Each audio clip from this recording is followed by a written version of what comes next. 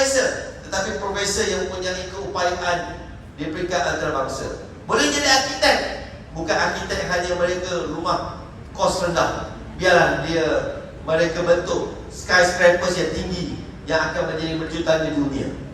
Besarkan jiwa mereka. Jangan kita kata jadi poli, benda poli, tak jadi poli, jadi arkitek. Sabar. Sekadar apa? Perjalanan mereka masih jauh. Ibu, ayah, tak salah kita pergi kelas untuk parenting.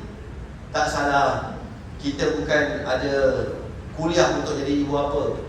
Kita hanya ada kuliah 2 hari saja sebelum kahwin, itu je lah.